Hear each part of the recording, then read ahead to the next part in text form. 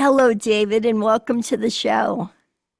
Lynette, hi, and thank you very much for having me here. I'm actually delighted to join you, and I can't wait to see where the conversation will go. Yes, me too. So tell us a little bit about your book. I see that you wrote the book Built to Last, and it seems, from what I've read, it incorporates building not only your body, but your mind as well. And that's something that we've talked about a lot on this podcast. So could you tell us a little more about it, a little more details, and so forth? Absolutely, and thank you very much for starting out like this. Well, essentially, this is a little bit unusual in terms of fitness books. It's not very prescriptive in terms of what to do. It doesn't tell you should do this or you should do that, but it does break down the reason why fitness is so difficult to achieve. And it helps the reader understand their own operating system a little bit better, understand what they need to do in order to customize everything that they want to do and make it fit in their life.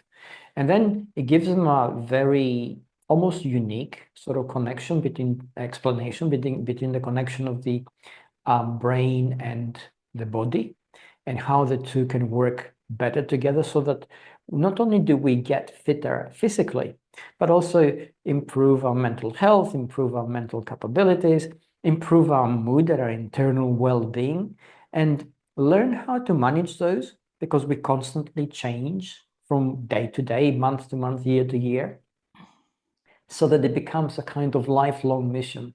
And the book is complete. It has workouts, it has 84 different workouts. They're customizable.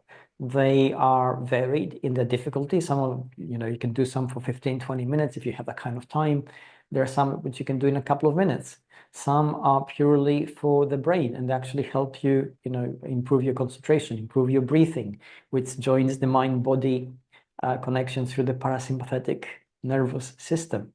So it's pretty Wow. complete, but it's also, from my perspective, I think, what I wanted to be. I wanted to be the first step in a journey that will last and evolve, and the person who does it will evolve, and their horizons will broaden, and they'll become better and better.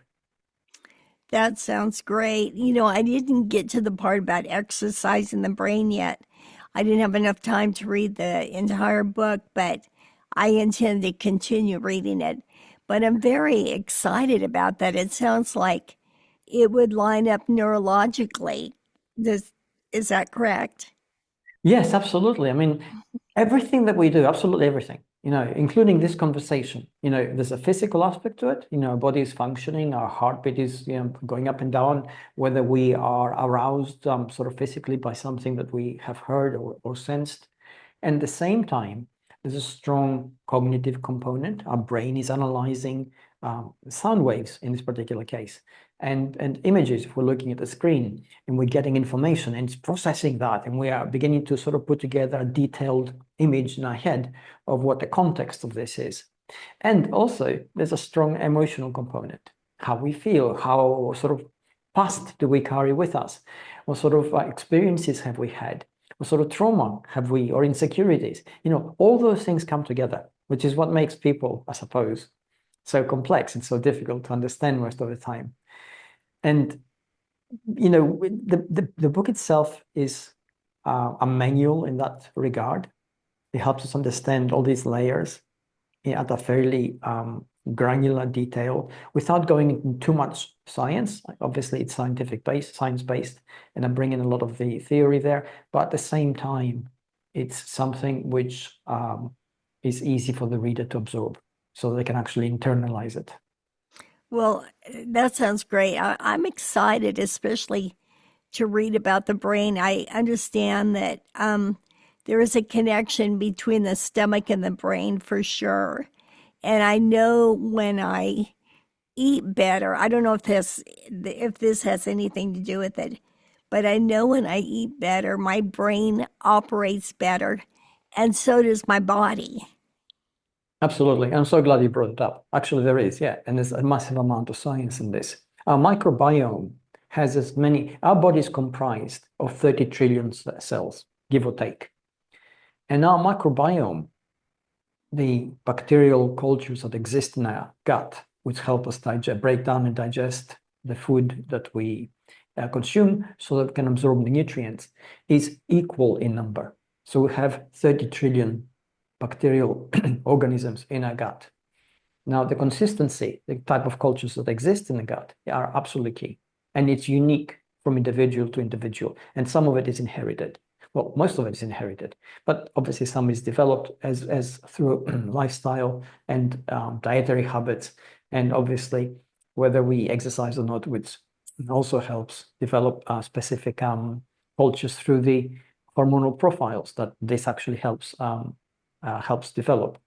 So when you consume something, as you say, depending on what you've actually eaten, what goes on inside our gut is that Mhm. that food that we have consumed, as it becomes processed, helps or hinders the development of particular cultures. And those cultures, in turn, produce particular hormones. And those hormones then become part of the communication of the gut-brain axis, which affects cognition, affects mood, affects predisposition to certain things because it also impacts the immune system. It can even increase our anxiety. If we eat something which upsets our stomach, then Mhm. we can actually feel anxiety for no reason. We can feel panic for no reason. We can become almost we can exhibit sort of symptoms of neuroticism. So all these things are linked. We are one thing. We used to think that the brain and the body were distinct and separate, Right. and we used to treat them like that. And these days, we know that essentially they're the same thing. The brain is present throughout the body through the neural connections and the central nervous system. At the same time, the stomach has 300,000 neurons. So it's like a mini brain. So a certain amount of information processing is happening there. And the heart also has approximately between 150,000 to 200,000 neurons. So there's also some kind of information processing going in the heart. So those three centers, the gut, the heart, and the brain, they're like three separate brains which are intertwined throughout the body. Wow, that's really amazing. It's to me, it's so interesting that to learn about this because not to talk about myself so much, but my listeners know I'm struggling with a neurological mobility problem, and it started when I was in litigation for 9 years, and the stress was too much. And one day my whole body just started convulsing and I went down from there. So I've since just got a release basically that I have no disease. So I just started exercising. So that's why I'm so excited about your book to add brain exercises to my physical exercises also. Absolutely. But and your experience is an example in itself. Every time something happens to us physically, we get stressed, we get anxious, we get hurt, whatever it is, it impacts our neurological system, which means it impacts our brain, and then it impacts our mind, it impacts our mood, our psychology. So those three things, those layers, the brain, the mind, and the body, are essentially one. We live in one shell. And it's very difficult to say, oh, these are all three separate things because it isn't. They are Right. highly intertwined and interdependent, and each affects the other. And to get to your particular example, I mean, you're absolutely right. I mean, first of all, congratulations because you're taking responsibility for your own health and your own return to health. And Yes. exercise is an intervention sort of method. By moving our body gradually, we can begin to bring our brain and mind back to that sort of a stable baseline from which we can begin to function again. Right, definitely. You know, I'm just going to throw this out there. I don't know if I'm accurate or not, but by reading your book, I kind of sense that you're a spiritual person. And I could be wrong, could be right, but if I am correct, where does spirituality um, come together with this mind and body? Okay, I'm highly scientific and by Okay, training and by however, and your perception is correct. We nobody, almost nobody in science can work with what they've got, see what they see, and not feel a sense of awe at the entire edifice that is the universe, the world, us. We're a mystery upon everything. We bear in mind with all the knowledge that we have, we are nowhere near to even beginning to define what consciousness is, and we have really no hard definition of what life is. We're the same true. electrons and neutrons that make up the universe, and a rock is made up of the same essential building blocks. And we don't know how the transition happens from something which is seemingly inanimate to something which is us, which then has this subjective experience, which we call consciousness, which reaches out and feels a sense of awe at the world around us. And that is the basis of spiritualism. And I think Yeah. most people actually feel that, even if they don't acknowledge it. Yes, it is. It is interesting. My feeling is, yeah, it takes all to me anyway. I'm coming together, mind, body, and spirit, and it's getting them all in line, which takes a lot of discipline. It really does. I mean, just eating correctly in itself is a challenge for me. It's a challenge for everybody. That's why so few of us actually do it correctly. One of the things which I say, because we use words like discipline and willpower and motivation. And of those three words, only one actually has any kind of concrete meaning. Motivation is a neurochemical state in the brain where certain neurotransmitters accumulate. They create a particular electric charge in certain centers of that brain, and the neurons then, the axons of those neurons fire, and we take action. So motivation, strictly speaking, is always the actions we are undertaking or are willing to undertake to move from a position where we don't feel so good about something to a position where we actually feel better about it. That's what motivation Okay, is. right. I So, understand that. so when we talk about willpower now, willpower is basically the willingness to do something and continue to do it. And discipline is the ability to do that thing consistently. So there's an element of judgment when these words are bandied about, which I object to, because essentially willpower is a process. That's all it is. If we have a process in place that enables us to do what we want to do, that's willpower. So if I'm to exercise, for instance, and I don't know how to do that, I don't know how to start, I don't know what to do, Right. well, my motivation is there, but because I can't do it, it doesn't mean I lack willpower. I just like the process. If the process is there, I will do it. And if I then have structure, which allows me to do it day after day, maybe I do it with a friend. Maybe I do it in such a way that it fits in my day and I have sort of book-ended a certain amount of time to actually do it in. Well, that structure is discipline. So when we talk about motivation is dopamine. Willpower is process. Discipline is structure, what we actually put in place to help us do those Right. things. And the reward on that is serotonin, which makes us feel good.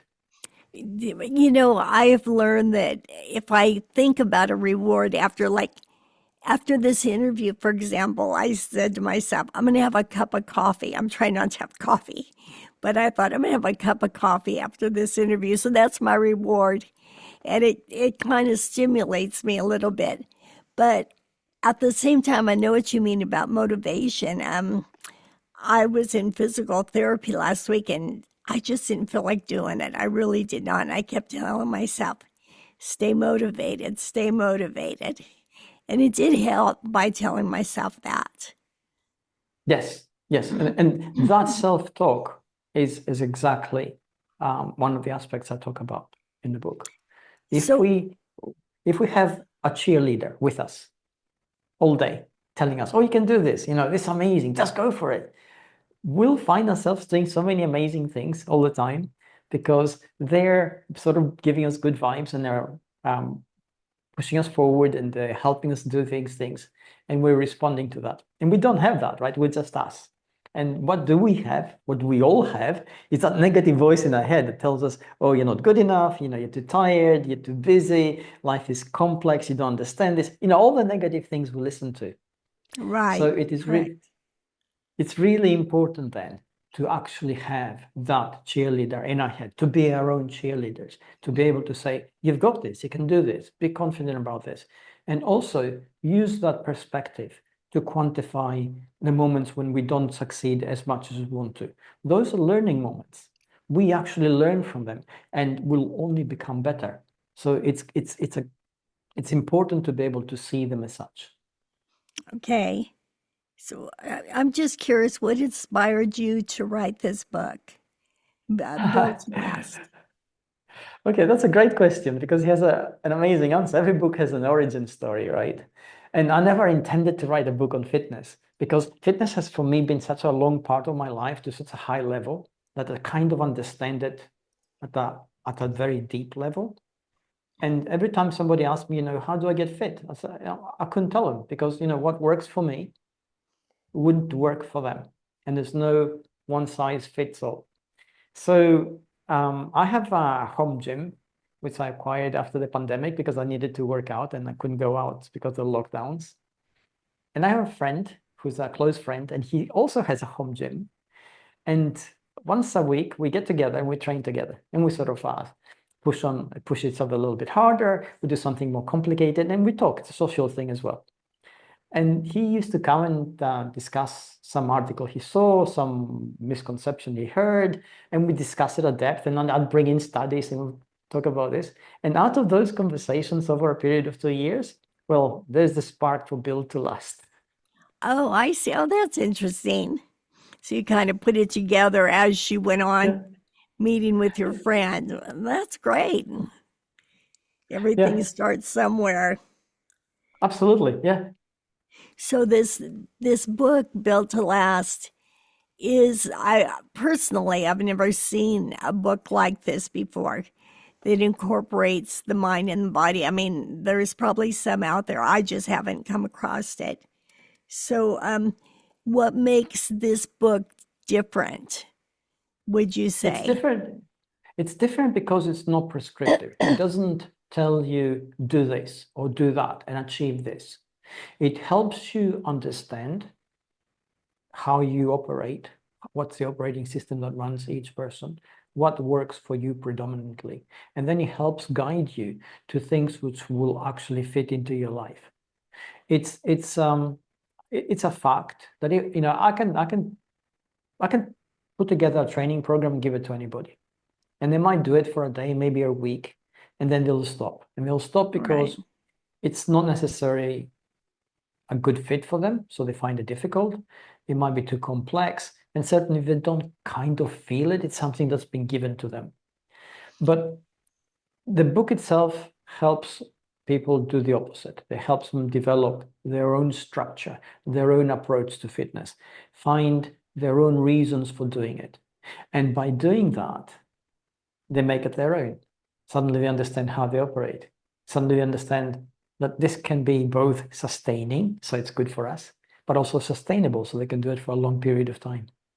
Oh, okay. Okay. Yeah, I was just going to ask you about longevity because I know your book talks about longevity in Mm, fitness. I mean, I assume fitness is something that we need to do probably the rest of our lives, correct? Because absolutely. they say move it or lose it. And they're So, right. But let's examine where this comes from and see the logic behind it. If we go back 10,000 years ago, when we lived in Paleolithic age, you know, every day we'd have to walk some distance, we'll have to kind of climb somewhere, we'll have to dig for something, we'll have to lift heavy things, we'll have to do all those things. And what we call exercise today, back then was just living. That's what you had to do to survive each day. Correct. We know from the anthropologists who have been embedded in the few hunter-gatherer societies that exist today, which are cut off from civilization. And they're the closest we'll get to that Paleolithic age. And we know that that's their life. They're active every day. They do all those things as part of their life. And when they don't have to do those things, what do? Nothing. They just sit around. They don't do absolutely anything because that's how they conserve energy for survival. So when it comes to today, we think, oh, we need to exercise. Do we need to exercise every day? Well, yes, because our body has actually been made to do all those things every day. Why do we find it difficult? We find it difficult for many reasons. Sometimes we don't understand ourselves why we want to exercise. What does it mean for us? And we try to receive something from the external world that will tell us that. Some kind of message from, fitness industry or films or the society, the community around us. But really, it has to come from us. Sometimes we find it difficult to exercise because we don't know what to do. At other times, we don't. We feel that reticence at the back of our mind tells us this is going to be difficult because exercise is a stressor. And we, like the hunter-gatherer societies we just talked about, those tribes, we are programmed to avoid stressors. When we don't have to do anything, we do nothing. Right. And that's Right. perfectly fine. So all those reasons have to be taken into account when we try to find a pathway that will enable us to do something every day. And this is what I say when it comes to it. We need to make it personal. It has to have personal meaning for us. We need to make it possible. So we need to create the structure around us and the process that will enable us to do it without too much effort. And then we have to make it persistent. We have to make it to create in such a way that it becomes easy to do day in and day out without, again, going into much effort.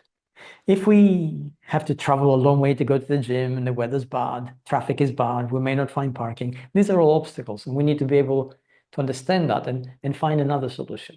So these are the three things which we need in order to find a solution that sticks. We make it personal, we make it possible, we make it persistent. Okay, that makes sense. Did you find that by having the gym in your home that you tend to exercise a bit more? Yeah, absolutely. I mean, this is highly intentional on my part. I not only do I have a gym because I mean, realistically, I mean, I'm so experienced at exercise. I've been doing it all my life. I competed at a high level in martial arts for 10 years. So I'm a certified Taekwondo instructor. So I can actually put together a training program for myself without any equipment, without a lot of space, and train anywhere. But in order to do that, at the end of the day, when I'm tired, I have to think hard, and that's an extra load, and I don't want to do it. So because I realize that, what I do is I go into a fully equipped gym where I have all the equipment, all the treadmills, all the elliptical, I have a rowing machine, punch bag that works. And what that equipment does, it gives me avenues of ease. So on the worst possible day, when I don't feel like doing anything, when my brain is stuck because I've been stressed and I've been dealing with difficult things, when I don't feel like creating any kind of program for myself, I'll get on the treadmill, I'll put on my tablet, and I'll walk for 2 hours. So I'll get quite a bit of exercise in as easy way as possible. So, there you go. I created that by design. Right, yes. Exercise, it is funny in that way because I personally would put it off. I think of every excuse. And then when I would force myself and actually do it, afterwards, I felt so much better. It's one of those things that, well, I guess, like you said, it's getting your head in the right frame of mind. Yes, and I have a nifty trick which I'll give you now because you say like you I feel the same reticence, and I'm really good at coming up with logical excuses for not to do something, I can say to myself, oh, I'll work out twice as hard the next day. It never happens. Or, I have so much work, one day, missing one day doesn't matter, which is true. Missing one day doesn't matter, but missing one day for no particularly good reason actually does matter.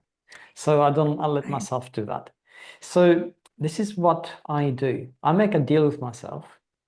I tell myself, I'm going to go and exercise for 10 minutes on the clock. I put on a stopwatch on my watch and I go and exercise for 10 minutes. And if my mood hasn't changed in 10 minutes, that's it. I pack up, grab a shower, go to bed.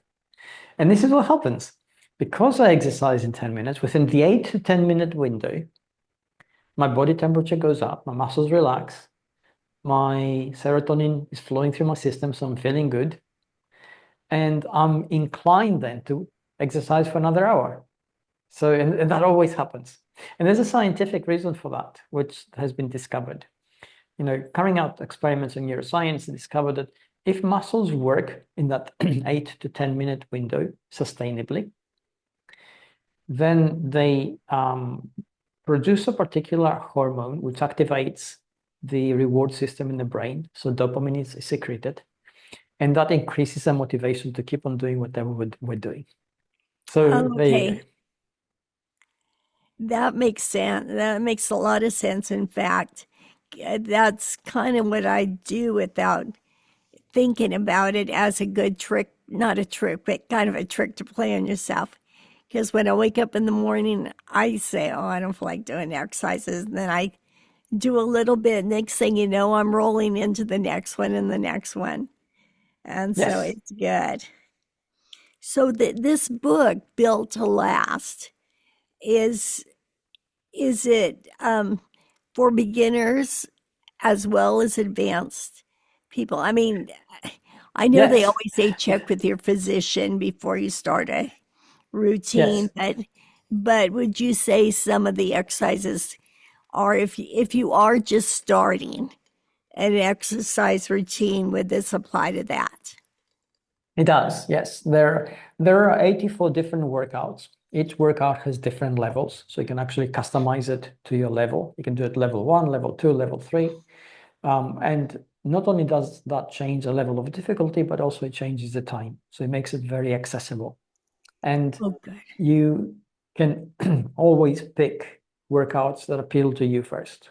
So you find one that actually fits in with what you're doing or what you want to do, and sort of start from there. They've all been field tested for accessibility with different sort of um, fitness groups and different levels of fitness, different age groups, different sort of capabilities, so that they actually fit in with most people. So it's designed for anybody, really. It talks a lot about I think I'm saying this correctly. Darby, correct? Derby, that's right, Derby. Derby. Yes, I'm not familiar with that word. Could you explain that a little more? yeah. Derby is it's a fitness website. It's a fitness resource. It's a global fitness resource. It's at derby.com. It's staffed by volunteers. I'm one of the fitness advisors there, and it it is crowd funded, so it's entirely free to access. It has over 2,500 workouts, which we can actually pick from. It has I think 150 programs right now. It has fitness guides. It's got all these different resources, and it's there to help you get fit at your level and at your pace. So you just pick Okay. something. Every day something comes out. Some workouts are very, very short, like a couple of minutes. There's a daily challenge, which is only a minute or so. You do that. And if that's all you want to do, that's fine. No problem. Right, There's a right. workout of there's a workout of the day. There's tons of material. Okay, great. Well, David, is there anything else you want us to know about this book?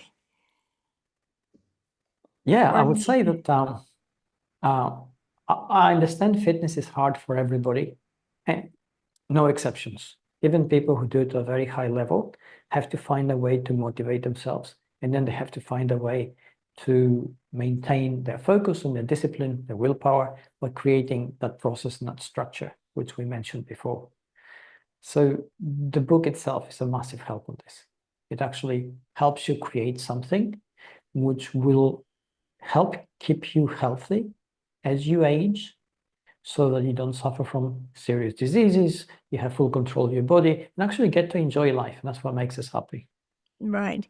One thing I just learned, and I didn't realize this, is a lot of, I would imagine women more than men suffer from osteoporosis.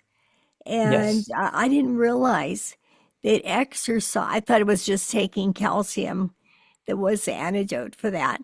But I didn't realize the part that exercise plays in that as well.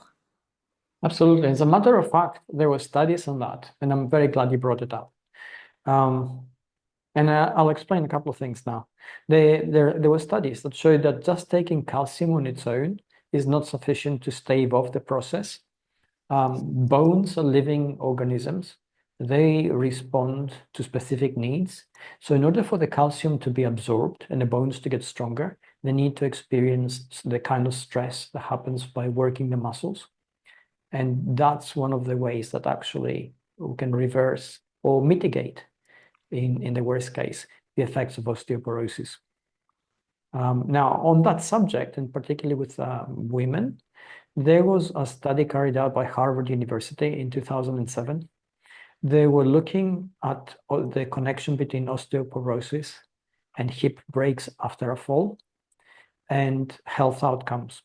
And they found something which was surprising to them. They found a high level of correlation between a hip break after a fall due to osteoporosis and a decline in cognitive function within a 6-month window. So it was surprising for them, and they went looking, and this is what they discovered. You carried out extra tests, and they carried out more research, and they discovered that if muscles work, bones get stronger, and strong, healthy bones produce a particular type of hormone, which helps strengthen the calcium ion channels in the brain, which are used for communication between different brain centers. So something as simple as exercise, which strengthens our bones, actually strengthens our brain. It makes sure that we are cognitively sharp. We don't decline. We don't suffer from early onset of dementia or Alzheimer's. So these are important considerations to take into account as we age.